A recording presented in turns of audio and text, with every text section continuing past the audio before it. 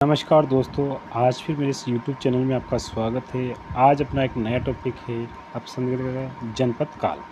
पहला क्वेश्चन है इसमें, बौद्ध ग्रंथ के आगुंतर निकाय में उल्लेखित 16 महाजनपदों में शामिल मत्स्य जनपद की राजधानी थी। तो इसका आंसर आ जाएगा ए, विराटनगर। अगला क्वेश्चन है, शिव जनपद का क्षेत्र था, तो शिव जनपद का क्षेत्र कौन सा था? मेवाड़ वाला है।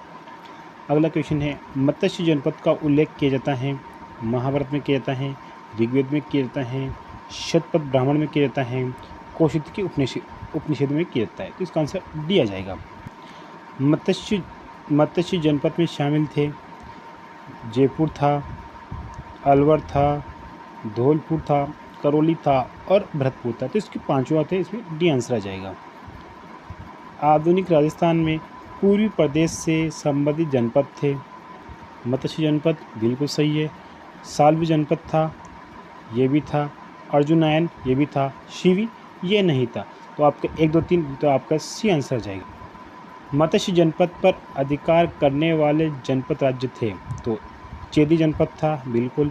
मगध राज्य था, ये भी था। मौर्य साम्राज्य था, ये भी था। शिव जनपद ये नहीं था। तो इसका आ जाएगा आंसर 1, 2, 3 डी आंसर आ जाएगा। अब देखिए, अब अपना नया टॉपिक स्टार्ट होता है राजपूतों की उत्पत्ति। कौन सा टॉपिक होता है? राजपूतों की उत्पत्ति के बारे में जानेंगे अपने चीज। पहला क्वेश्चन है, राजपूत काल कहलाता है, तो 7वीं से 12वीं शताब्दी का जो काल था वो राजपूत काल कहलाता है।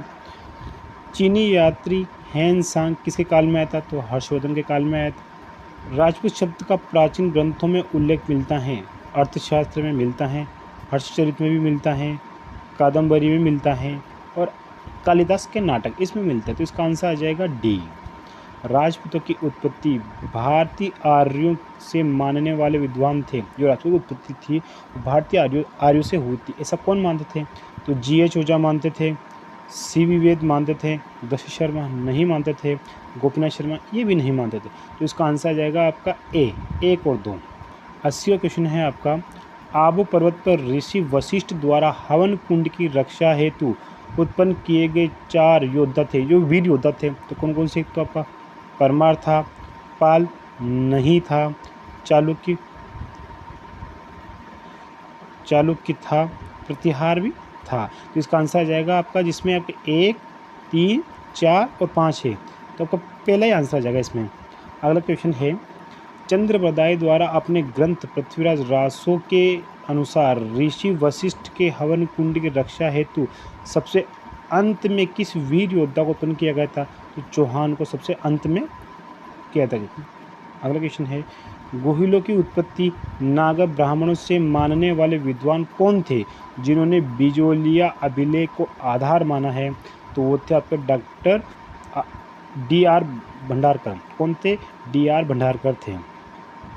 कर्नल जेम्स टोर ने राजपूतों की उत्पत्ति में किस भारतीय सिद्धांत का प्रत्यक्ष रूप से समर्थन करते हुए उत्पत्ति विदेशी शक सीथियन जाति से बताया है? तो उन्होंने किया था अग्निकुंड का जो सिद्धांत था उस पर उन्होंने इस आधार को बताया था। अगला क्वेश्चन है, कर्नल जेम्स टोर ने किन समानताओं के आधार पर राजपूतों की उत्पत्ति शक सीथियन जाति से बताई थी? तो वो अश्व पूजा करते थे, बिल्कुल सही है। अश्वमेध करते थे, ये भी सही है। अस्त्र पूजा करते थे, बिल्कुल सही है। मूर्ति पूजा करते थे, नहीं, ये आधार नहीं है। अस्त्र शिक्षक थी, बिल्कुल ये भी सही है। तो इसमें आपका आंसर आ जाएगा 1, 2, 3 और 5। पहला नहीं, दूसरा ये भी नहीं, तीसरा ये भी नहीं, चौथा आपका डी आंसर आ जाएगा इसमें।